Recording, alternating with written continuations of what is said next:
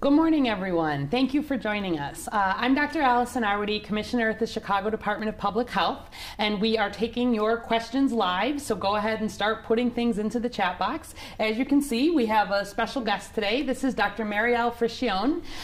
She is a Chicago Department of Public Health employee, and she is our Medical Director for Immunizations and Vaccine Preventable Diseases. She is a pediatric infectious disease specialist, which means not only did she do college and medical school, but she did a 3-year pediatrics residency and then a 3-year pediatric infectious disease fellowship. So she is one of the most knowledgeable people I know about all things related to pediatric infectious diseases and to public health in general. She's been super involved and a real leader in our COVID response and the scientific side of that. And I wanted to have an opportunity to, bring her on and let you ask some questions. Just a little bit of housekeeping. Today is Thursday, June 25th, and we will check our social distancing. Just for everybody, of course, this is your best way to make sure you're keeping your 6-foot distance whenever you're out and about.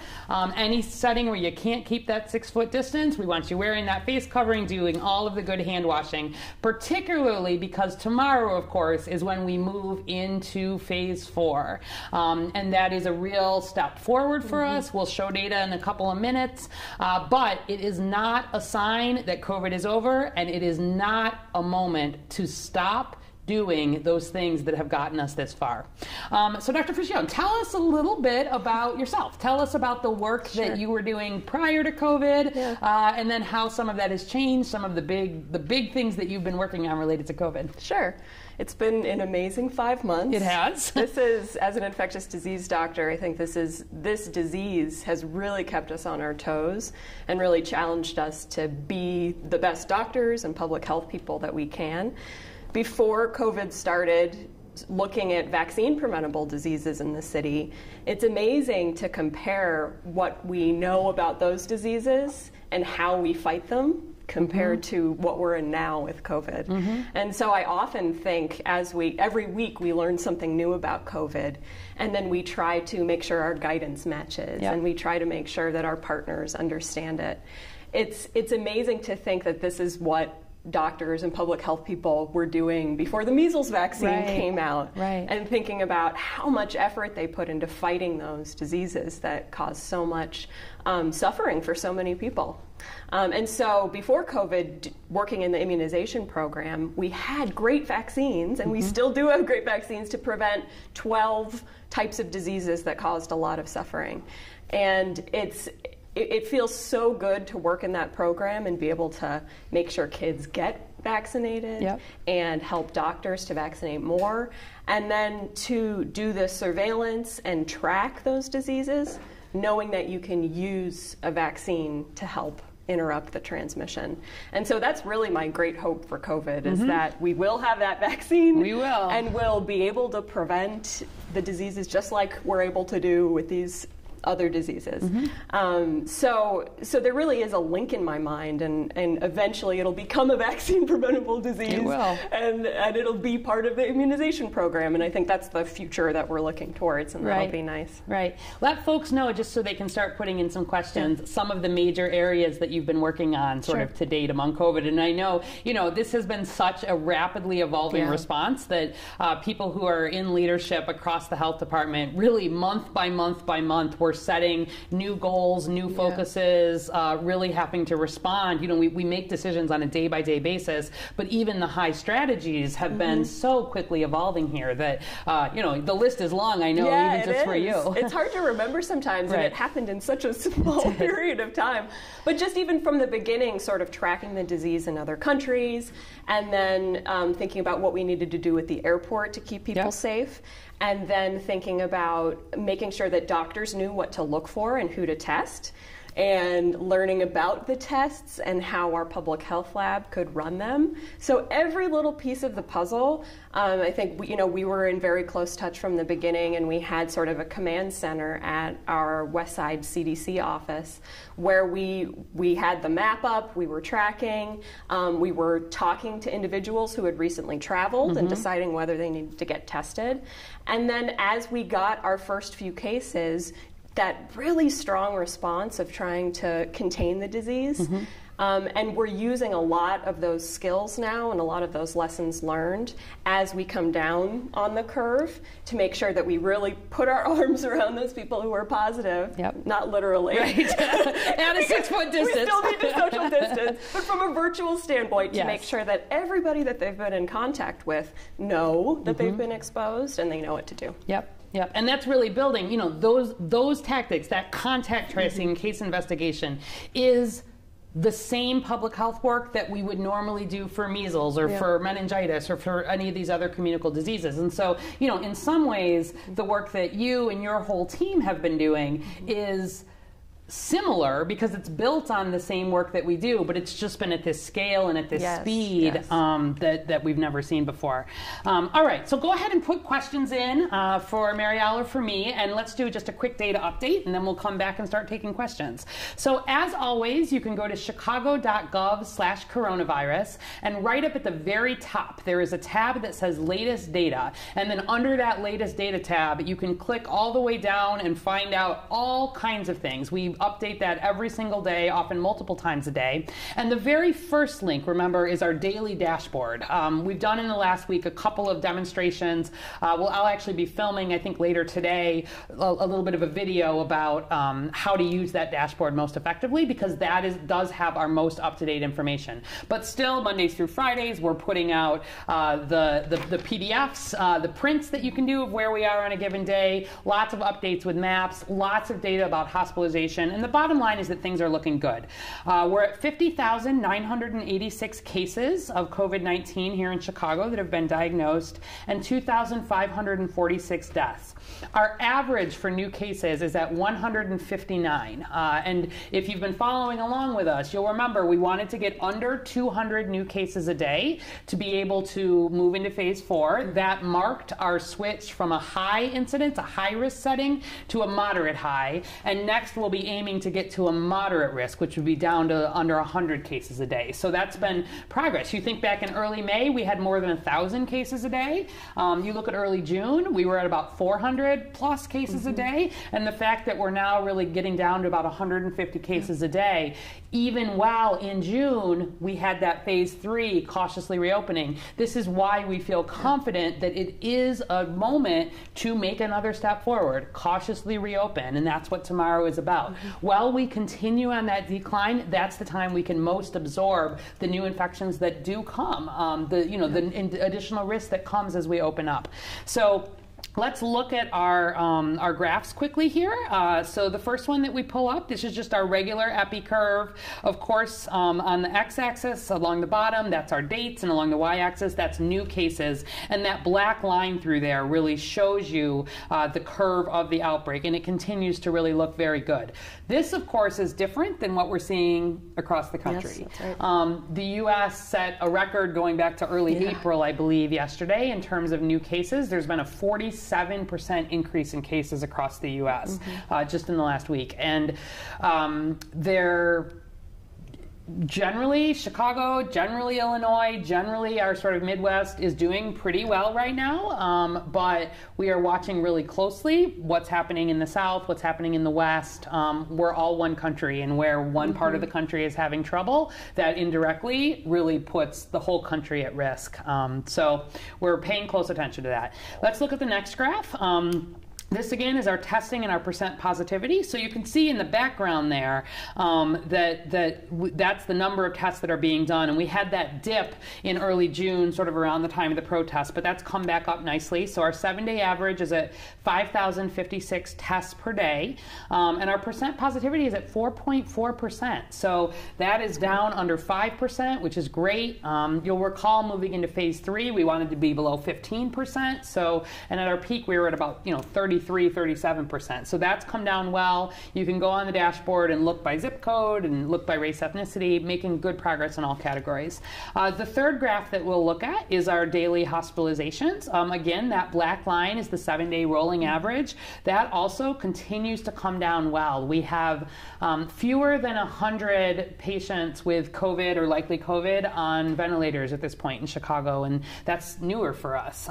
We were having twice that not very long ago. Chicago, and the numbers of patients in ICU, in hospital, and on ventilators continues to be well below any point for concern. But we watch that really closely, because we start to see increases in some of that. That's where we could get into some trouble, and they're starting to see that in Texas a little bit right now.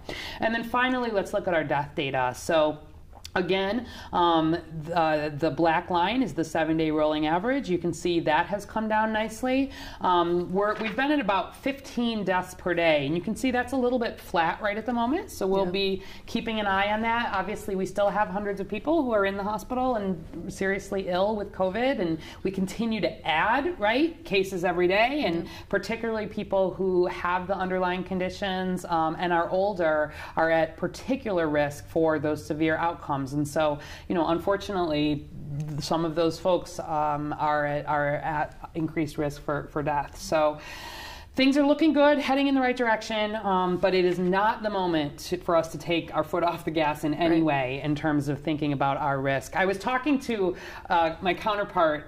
We have conversations with folks in Indiana and Wisconsin and Michigan, because, of course, a lot of the decisions we make here impact them and vice versa. And I've heard from a couple people now that they can tell the people from Chicago, because they're the ones wearing masks when they come into their state. And that is what I want to keep hearing. I want us on the same page here. I want us as one Chicago against the virus. I really do not want to see this politicization of if I wear a mask or I pay attention to the science or I do the things that protect me and my neighbor, that is a political statement. It is not. It is just a statement of whether we are together against this virus or not. And if we can stay together against the virus, do the things that protect each other, we can continue to move ahead. Yep. All right, so check out the data yourself if you're interested. But let's get to some questions and some more conversation about.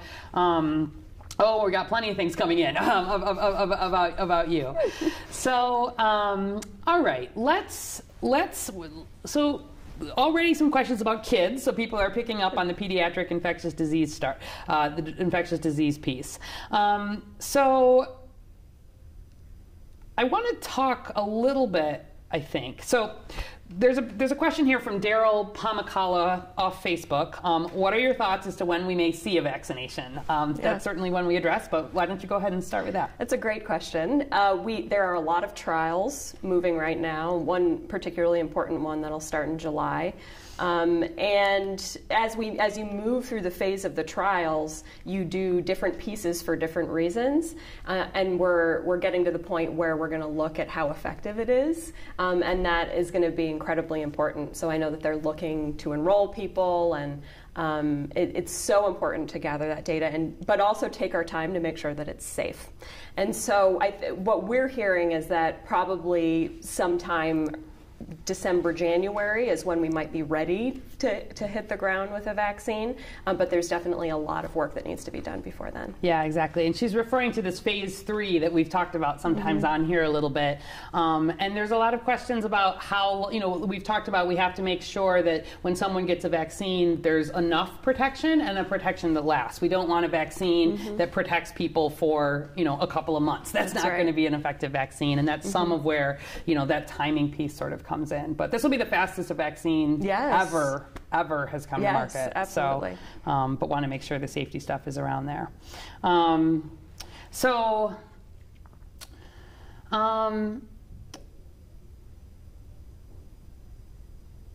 Jean Brooks from Facebook. I read yesterday that the vaccine, when it is available, may not be effective in older folks who need it most. Is that real or speculation? Well, this goes back to something we know about flu vaccine, is that people's immune systems work differently depending on their age. And you'd be surprised, infants, people usually think, oh, they're too little and weak to handle vaccines, or don't give them too many at once, they won't be able to handle it. But the fact is that infants and younger people are actually very good at developing immunity from vaccines. Their immune systems want to fight things, they want to see new things and create immunity. But as you get older, and particularly over the age of 65, we see that the immune system does not create as strong stronger response to a vaccine. That happened with flu vaccine, and when that was recognized, they decided to make a high-dose version of it in order to get a stronger immune response. That older people get. Yeah, and now it's very widely used, and we've been buying a lot more of it for the city flu campaigns actually also, because we have the data to show that it does create a stronger immune response.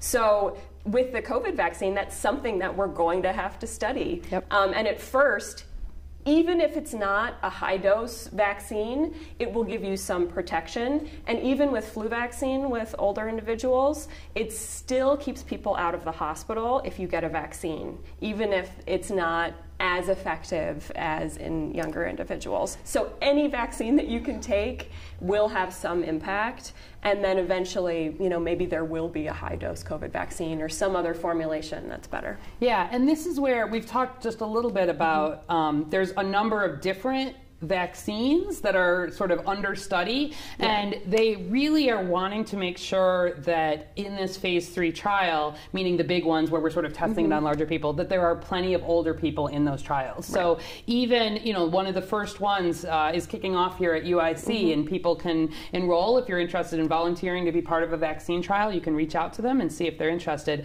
They are explicitly wanting to take a good portion of people who are in that older category, because that's the group who we most are wanting a vaccine to be effective in. And, we've said before that, as you say, a vaccine may not be 100% effective, but a vaccine that is 90%, 80%, even 70% effective, either from completely stopping COVID or from stopping people from getting hospitalized or from dying, would be really, major progress here. So. Yeah. Can you tell folks just a little bit about your work sort of with pediatricians in the area and with pediatric infectious docs, and maybe a little bit of the clinical piece, just because I think that sort of how the public health and clinical interface goes is something people may not know too much about. Sure. So through the immunization program, we have quite a big group of pediatricians and family medicine doctors who vaccinate children in the Vaccines for Children program. And we have a lot of educational opportunities with them and a lot of interactions with them, just making sure that they are up to date on the most recent guidance. And that it's also a way for us to communicate about diseases in Chicago. And so it's given us an opportunity to not only tell them this is how you stop disease, but also this is how you recognize disease and tell the health department about it. And those relationships have been amazing, and they've actually helped us find diseases sooner. Like we had a big cluster of whooping cough a few years ago, and we were able to find that because of our relationships with them. And because I still practice and I still see patients in the hospital, I'm able to keep talking with some of my pediatric infectious disease colleagues, and when they hear things from their outpatient clinics, they're able to sort of call me and pick up the phone, and we keep in really close contact to make sure that at the health department we're not missing anything, something that maybe the data doesn't pick up on or is lagging. If we have relationships with the doctors on the ground seeing the patients, then we're able to hear about it sooner. And so I was in the hospital last week actually seeing patients, and it always gives you a really good grounding in terms of seeing people that you can help right in front of you. And I always try to use that in public health, because sometimes it seems like we're writing guidances for people, but we're not in it with them. And it really brings it home when you have to discuss that face to face with a patient, and especially a child and their family. Yeah, it's the same reason I, continue to see patients. There's a difference, in public health. We are all about, first of all, prevention of disease. So that's where things like vaccines really come in, thinking about what can we do to create healthy environments, healthy opportunities, not just to treat disease but prevent it. But it's also our job to think at a population level. So what can we do across the whole city? What are the big programs? How can we really think at a macro level? And it's part of why I love public health, because it's these big questions.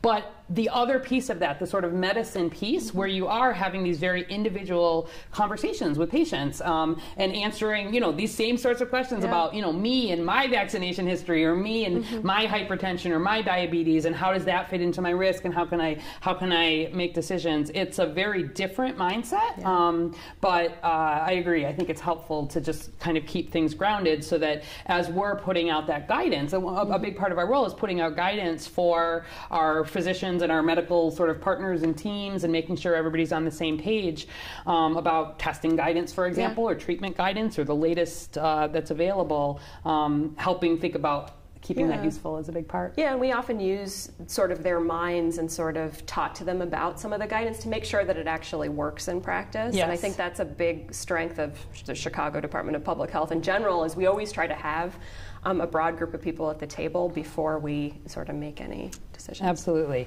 All right, some more questions. Ben Foster off Facebook. For masks, is it everywhere outside or just when you can't stay more than 6 feet from people? For example, bike rides, dog walks, or in your car. All right, so good question. Really, the recommendation, let's think about why we wear masks, is, primarily that, again, is stopping your germs from coming out. And the other people who you interact with, it is stopping their germs from coming out. So when you wear that mask, it is mainly about protecting your neighbor. When your neighbor wears the mask, it's about protecting you. So they are the most important in any setting where you cannot keep that 6 foot distance. If you are out, if you're in your car by yourself or with people who are already in your household and in your bubble, you do not need to wear a mask in your car. If you are on a bike ride and you are not in a crowded part of Chicago, you're not stopping, you're not interacting, you're keeping your 6 foot distance, you don't need to wear a mask. I will temper that a little bit though with saying that if you're in an area that is likely to be really busy, if you're, the lakefront has just reopened, etc. I really, I appreciate people wearing masks in that context. Even if they're thinking about, I'm just going to be on my bike and I'm coming by, there's the potential to have a lot of people there. You want to at least have a mask with you so that if you do end up, having to stop or there's groups or it's feeling crowded, I want you to be able to put that mask on. And the same thing if you're out walking your dog. If you are by yourself, you're not interacting with anybody, you're more than 6 feet, you're not required to have it, but have it with you. And I really like seeing people just broadly wear it. I wear it even if I'm, out on a walk or just in the neighborhood because it sends a particular, I think, public signal too that sort of I take this seriously and you take this seriously and we all do this together. So it's both, I think, a message and a sort of cause for protection. So from a scientific standpoint, it's especially important where you maybe can't keep that 6 foot distance or there's a crowd or you're not maybe fully in control of people who may be around you. But it does sort of send a public message as well. You want to add anything to that? No, I mean, I think it's interesting how you said that Chicago's developing a reputation for wearing masks, and I think it is that sort of sense of pride. It's like, this is what we're going to do. Yes. And there's something that came out about teaching children how to wear masks and make them feel comfortable. And children like this sort of being better than adults and being able to tell them what to do. Yes. And I like that as I think I'm going to use it with my kids too, as sort of a way to encourage kids to wear masks because it can be scary sometimes for them or uncomfortable or they complain a lot. So that idea of, you're going to wear a mask and tell all the adults around you that they should be too, I think is a nice tip. Yeah, definitely. All right, some more kid questions. Andrea Arahu Ayala from Facebook. Can kids start having play dates with kids out of their household? Okay, so once again, almost every time when we get questions like this, there is no such thing as a black and white, this is entirely safe, this is entirely not safe. You are never going to get sort of a yes-no answer on a question like that because it all depends on your circumstance and the sort of activity. So if I want this think twice that we introduced on Tuesday, and we'll be sharing a video we'll be posting to the website. That's that think first about, are there people in my bubble who are over 60, who have underlying conditions that I need to be careful related to, and then the sort of activity. So I think at this point, as we've continued to move down, if you and your family have been being extremely cautious, if you have been just really staying home, having very little interaction, you've been being as safe as you can be, I think it's an appropriate time to think about some expansion of that bubble. You want to continue being conservative, you want to have that conversation with the next family. You want to say, what have you been doing to protect yourself? What, how much risk am I sort of bringing in depending on my own situation? And yeah, I think it is appropriate at this point to think about opening that up. We know that kids really value that interaction, but that is not the same as like, it's now time to go back to the playground and have a lot of interactions with a lot of unknown kids. You want this to be sort of controlled and to be thinking about risk and to be, continue to be thinking about protection, I think. You want to add to that? Yeah, I think there's a lot of of sizing up sort of family to family about how worried you are about certain things. And I think it's fine to be open and honest with other families about where you're at. Maybe you have an elderly or sick person at home that you might want to be a little bit more careful. But that's not the world that they're living in yet. So just having those conversations of, this is where we're at and this is why. Just keep having those conversations. Yeah, I totally agree. I think the sort of just being open and honest and accepting of the fact that people will naturally, because of circumstances you may or may not know, be in different places. And as long as we're just keeping COVID in mind, that's my most important thing. Like where we're thinking about interactions, distance, hand washing, none of this is magic. It's all, it's doable. But helping teach kids about that, I think, is important. So, okay.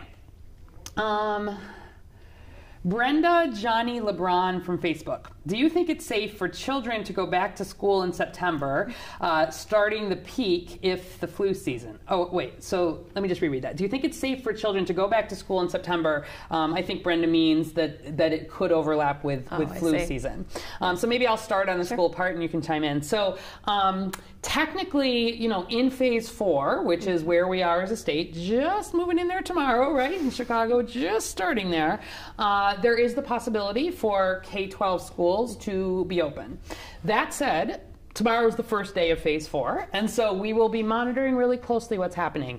It is my great wish, it is the great hope of CPS in particular, leadership, the mayor, that we are in a position where in some way, shape, or form, we can be back in school in the fall. I worry a lot, and I know you'll have thoughts on this too, about the unintended consequences of really being out of school, digital divide, kids losing academic ground, that not being equal, setting up issues, all of the support that kids get in school that is not just academic.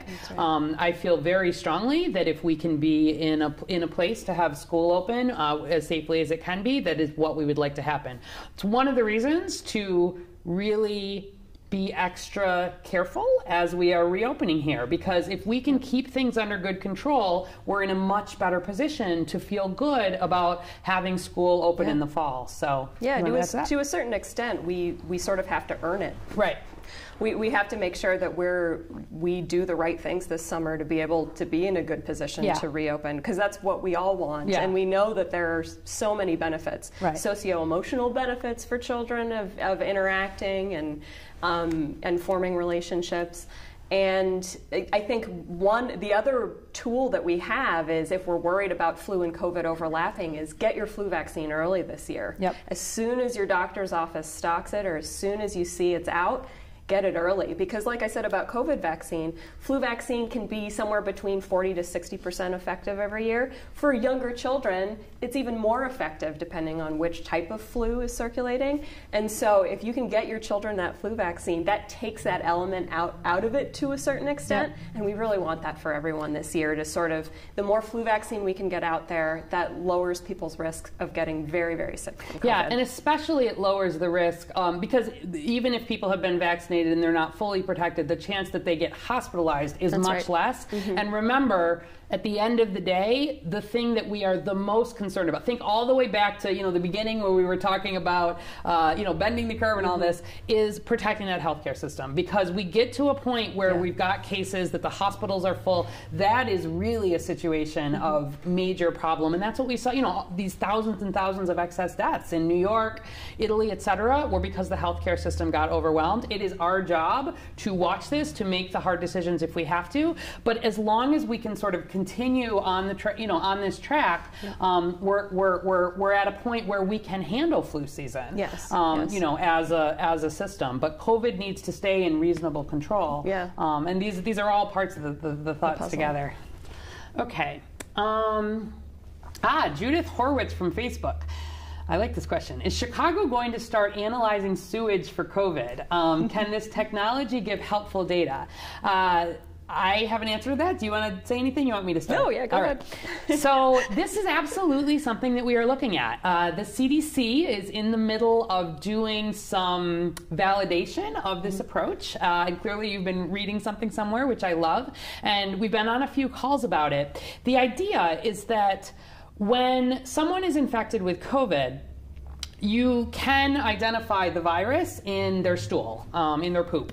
And at a population level, you can actually, if you do some monitoring of sewage, you actually can figure out whether there's COVID there. And the hope is not just whether there's COVID there, but the amount of COVID that is there based on the population that might sort of be feeding into a given sewage system. So this sounds really gross and like, right, like, oh, that's a really strange way to go about doing this. But there's actually been some really pre-COVID, some really interesting work that CDPH has been looking at related to things like opioids, for example. You can look at sewage and understand some things about the patterns of opioid use, or naloxone, which is the reversal medication if someone's had an overdose. There are very sensitive ways to understand at a population level what's happening. And so some of the thought with CDC, and they're thinking about this in urban areas and rural areas differently. You could imagine if you had rural areas that maybe have not had COVID recently, you detect a signal, right? Then you know you have an issue. In urban areas, particularly if you know how the sewage can flow, you can actually understand, are there parts of the city where we're maybe seeing more than we were? That's an area we need to really focus on testing and diagnosis. And it would give us sort of a new quantitative way. So this is an example of the new type of surveillance that we're thinking about. It's not just the cases. It's what can happen sort of behind the scenes to follow this. And there are some researchers in Chicago already thinking about this and working on it. And we're excited to see what may come here. Yeah, I think it could be another important data source for us, and maybe it'll end up on our it'll end up reports down the line. Yeah, and this is another example of where we're really trying to think about the COVID work that we put in place to be something that helps us detect other public health issues. So like if we decide to sort of, if it shows promise with CDC and things get validated, we would want to think about building this in a way that allows us to follow things like opioid overdoses and some of these other issues that can help. Antibiotic resistance, exactly. All right. So Brandon Scott from Facebook, why did we remove the deaths with pre-existing conditions data? Okay, so that's just referring to what is on the PDF here. That data is still available on the website, though, and we continue to see really 92 to 93% of our cases having the underlying conditions. That's not changed really since the beginning of the outbreak. So we've taken it off here, but it's a good question because we do want that to continue to be part of the messaging, and even as we're thinking about adjusting our sort of daily reports and what comes on there, maybe think about incorporating that some more because it's a good point. It's we've not seen change, so it's not something we're tracking as much, but that absolutely remains true. If we did, then that would be important, and we would for sure. And interestingly, I mean, it's the same from the small cohorts of the pediatric patients we've looked at. Most of the hospitalizations have come in children who have other conditions. So again, just another way when you're thinking about the risk of your family to think about those elements. Yeah, and I think, for kids in particular, we've had many fewer cases in kids. Like, when I look at our almost 51,000 cases, 2,381 of them have been in children under 18, whereas in all of the other age categories, it's more like 9,000, 8,000, 6,000. So fewer cases, but actually the percent positivity is the highest in the kids because they're in a lot of ways least likely to get tested. And so when they're getting tested, we are finding it actually more than in some other categories. But again, the death rate has been low. We've had among our more than 2,500 deaths here in Chicago, only 2 have been in children under the age of 18. So none of that has changed really since the very beginning of this outbreak. So and one thing to highlight is sort of the 14 to 17-year-olds. I think we do have to pay particular attention to their sort of social activities because their percent positivity is higher than the adult groups. Right. And so we should think about how to message to that group and make sure that they stay safe because I think it's a great point, right? That 14 to 17-year-old and then also that like 18 to 29-year-old group is the group that we are with reopening, not just in Chicago, but across the country, seeing more infections in, right?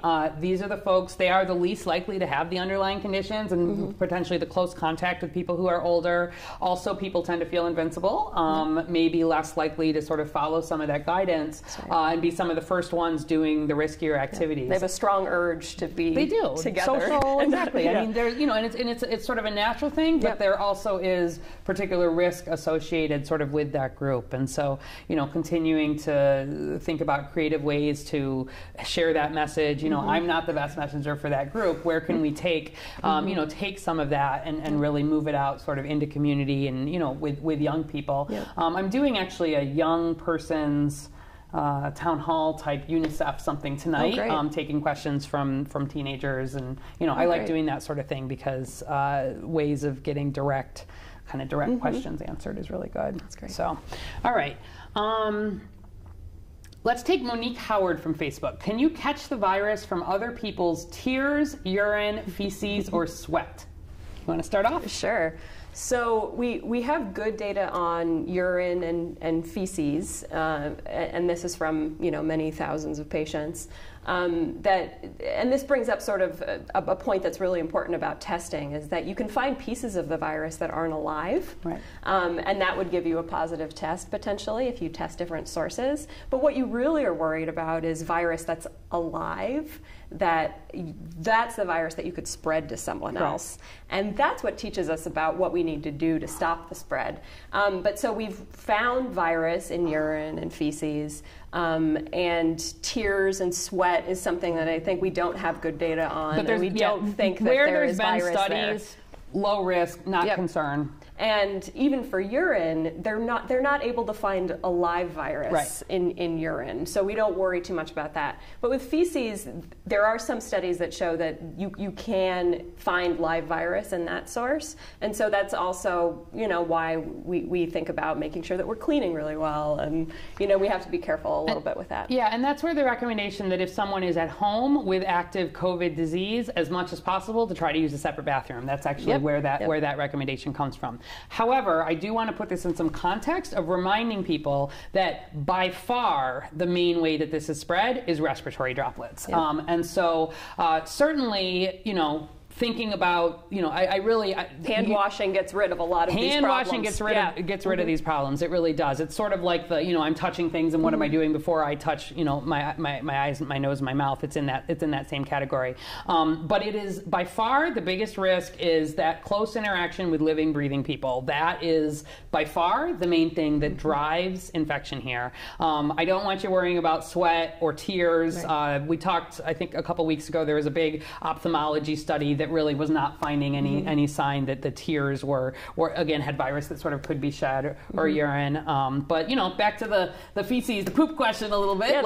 That's one of the ones that, you know, we even have the potential to monitor. And for someone who is infected, being extra careful with hand washing. At home. And it's important for daycare settings too, when we think about sort of safety in daycare settings. When you're changing a lot of diapers and you're around a lot of kids, it's we have to be really careful. Yep. All right, we've got Jara Sue from Facebook. Can you please speak to the news that the strain of COVID in Chicago may be a different strain than others? All right, so we do not, to my knowledge, have a different strain of COVID here in Chicago. The strains, again, relate to where there have been small mutations in the virus, not mutations in the way that the virus infects people or anything that has significant differences clinically, but we see these little changes genetically that let us, the epidemiologists, track where virus has spread. So, for example, there was a strain that emerged in China, and there was a strain that emerged in Europe, and there was, you know, there have been some strains that have emerged that we have seen different versions of these strains here in the Chicago area. So this, again, really requires that someone is diagnosed with COVID, that their sample is taken, cultured, and actually has what's called a whole genome sequence done, meaning that they sequence the entire genome, the recipe, the RNA for how to make that COVID version. And then that data gets uploaded. This data is being collected all around the world. There's one big database where people will look at these minuscule changes to see the difference. So I think this is based on, there was an article just in the last week or so that was speculating that maybe one of the reasons we've been seeing, good improvement here is perhaps sort of our strain was not as bad. I have not yet seen any evidence that is likely to be what's going on here. I think we've had a mix of different strains. We certainly have had folks with the similar strain that there was a lot in New York. We've had folks with the China. We've had, all of the different strains, but there's not evidence at this point, and we'll be, we may learn more about this, that any of these strains has actually shown a difference in terms of whether somebody's likely to be hospitalized or longer infectious. So I'd say, keep your ears open for additional research and work on that. But at the moment, I would not attribute differences in Chicago here to a particular different strain or to a so-called Chicago strain. Anything? No, just that we have to continue to build up our lab research to make sure that we can answer some of these questions. There's so many questions like this that we want to be able to answer. Exactly. All right, so Carly Hansen from Facebook is asking, how are we safeguarding this progress, meaning the progress that we've made here so far in Chicago? Do you want to maybe start with that one, and then I'll add in? What are we doing to keep an eye on this? Yeah, I mean, that's such a great question. I think we try to look at many different places to get data from to fill sort of a 360 picture of what's going on, because no one piece of data is going to tell us we're on the right track or we're not on the right track. And so the report that comes out every day is a good example of how we try to use many different sources of data. And I think one thing that using all of our different partners to make sure that we have continued open communication about what they're seeing is a way for us to get early signals that maybe we're headed in the wrong direction. And one of our big focuses in sort of the epidemiology and medical epidemiology department is what are the most important early signals that we need to pay attention to so that safeguards all the accomplishments we've had. And some of that is how many people have a certain, come in with fever and cough into an emergency department, and we call that syndromic surveillance. And that is something that we've tracked with influenza for many years, and so we know how to do it. And when we look at the COVID-like illness coming into emergency rooms, that is often our first signal that we're starting to see disease. Maybe the lab test hasn't come back yet, but people are starting to get sick again. Yeah, and I would say that one of the reasons why we've developed that dashboard, and I look at that thing multiple times a day. Our team really is using the data on there in the same way that we've really made it public, is that we are watching not just what's happening across the whole city, but we're really interested in all the way down to sort of a given testing site or a given geographic area or a zip code.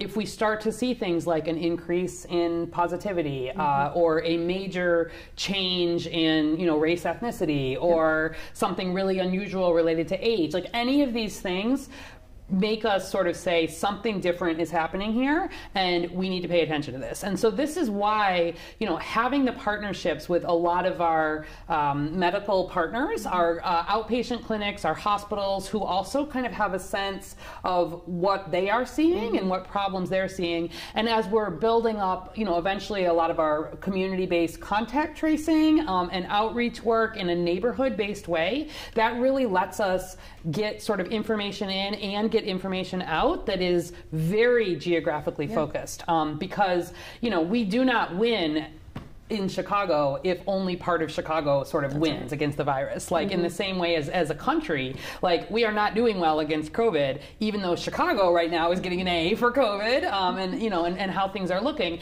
As a country, we're just not handling it. And I feel very strongly, and this has been a lot of the focus of the Race Equity Rapid Response Team and others, that we do not want, and we cannot risk that we are having success with COVID in like one part of our city and not having success in another. We are a city that moves, and you start seeing problems in any one part that really very quickly can turn into an issue. So. Yeah, and I think I'd also say that we have some places in this city that are higher risk for getting sick, and that might be a workplace. that might be a long-term care facility or senior living, and we are monitoring those locations very, very closely, because if there's an outbreak in that location and you work there, then you go home and bring that home with you. And so if we can control the high-risk settings, then that also helps us to control the communities. That's right. And so that's where, in correctional facilities, in homeless shelters, in long-term care facilities, there is a lot of routine testing happening because those are just high-risk settings. And as we expand more, the cost of testing comes down, things become available, we are going to see sort of some different movement there, I think, even related to what testing looks like. So really, it's an exciting moment. Stuff has been just developing so quickly that we keep watching it. All right, I think the last question here I've got is, what about the non-COVID vaccines? What have you seen happening with that? Yeah, so we've actually seen some pretty upsetting news about the decrease in people getting vaccinated since COVID had started, which is not unsurprising since we told people at the beginning to, stay home if you're not feeling well, and a lot of doctors' offices have changed the way they do business, moved to telemedicine, et cetera. It's made it really hard for children to get vaccinated and for adults to get their normal vaccines as well. So we have a big job ahead of us to make sure that people catch up on this last 3 to 4 months of this wild space that we've been in, and make sure that, especially before school, but even for people who really need their vaccines, that we're getting back on track with that. Yeah. The good news is that Chicago was doing so well with our vaccine coverage for children before this happened, that I think our partners are in place to help make sure that the catch-up happens, that I think we will, if we dedicate ourselves to it and really talk to families about it, I think we'll get back to where we were fairly quickly. Yeah. The other thing is that last summer we were thinking about measles a lot in terms of the measles outbreaks that were happening across the country. Chicago had one of the highest MMR coverage in the country, especially for an urban center. That's the vaccine that protects against measles. Yeah, so that kind of work heading into COVID is really paying off now, because we started off in a very good place, and if we can get the messaging out there and let people know that it's time to go back and get your vaccines, then I think we'll be okay. So say I have a 3-year-old, and we didn't maybe do the visit, and it's been a little while. Should I be thinking about going back to the pediatrician at this point? The best thing to say is just call your pediatrician. They may say we'll do a telehealth visit beforehand, and then we'll get you right in and out and give your shots and bring you out. Every doctor's office is going to have a slightly different way of doing it, but if you have a question, just call. That's really the message right now. That's right. And we really are working as a city to get caught up on those vaccines. Long time ago, when I worked on Ebola outbreak in Liberia, the second time that I was there, when Ebola was really down and things were going quite well, we were really at a low state near the end of the outbreak in Liberia, I ended up working on a big measles outbreak because vaccinations had stopped largely, and really all healthcare had largely stopped as a result of Ebola, and all of these children weren't getting vaccinated. And I mean, you don't have a lot of opportunity to work on a big measles outbreak here in the U.S. because our vaccination coverages have been big, but it was sort of a lesson for me in terms of the unintended consequences. So the vaccines are a very clear one there, but I also want to encourage anybody with chronic diseases, right? If you've got your diabetes, you've got hypertension, you've got asthma, you've got any of these diseases, I really want you in touch with your doctor. It's a good moment as our case numbers are coming down, risk is coming down, things are calmer in the healthcare system, to make sure that you are up to date with your care and you are doing the best that you can to take care of those chronic diseases, because we have a long way to go for COVID. And if we get to a point where we're seeing increases again, or as we're thinking about this overlapping with flu, folks with underlying conditions, having those in as best control as possible, making sure people are up to date with their vaccines is one of the most important things we can do to help keep everybody as safe as possible as we move ahead. So Great questions today. All right, so we'll be wrapping up here. Is there anything else you wanted to add, or sometimes we end with some good news or suggestions for people? I think when we look at the summer ahead of us and thinking what's going to be different this summer than it was last summer, I think a lot of these questions come into play about what's the risk to my family, or what's the risk to my neighbors and where I live, and just thinking about the park districts are going to have this limited camp going on in July to August, and talking to children about what they can expect is going to be different, keeping that dialogue open with your family, and just helping prepare them for certain situations they may face this summer, and certain questions that may come up to them when you're not around. Is just a good thing to remember to check in with your family and your friends about. Absolutely.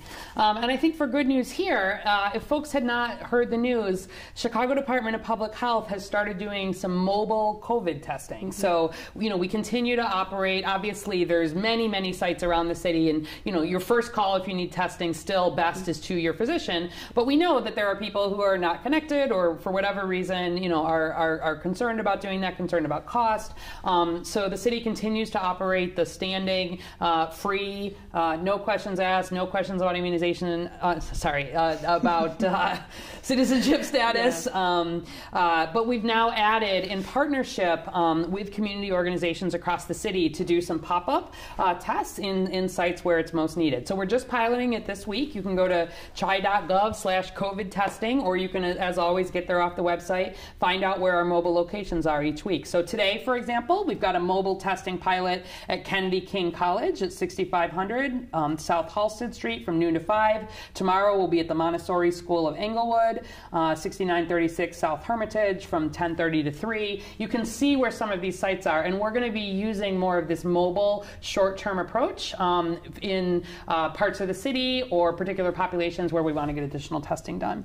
And then I also just wanted to highlight that today, Millennium Park music series is going, so 6 p.m. to 7:30 p.m. It's virtual, but we've got D. Alexander, Kahari B, and the Junius Paul Quartet. So you can see it on YouTube, youtube.com/Chicago DCASE. That's Department of Cultural Affairs and Special Events. So YouTube and then /Chicago DCASE. So I encourage you to check that out tonight. Maybe turn it on, go outside with your folks at home, turn on some music, and really, the good news is that we are moving ahead into phase 4 tomorrow. Please continue to do the things that have gotten us this far. It's an exciting time. Thanks again to Dr. Marielle Friccione from the Chicago Department of Public Health, and be safe, Chicago. We'll see you next Tuesday.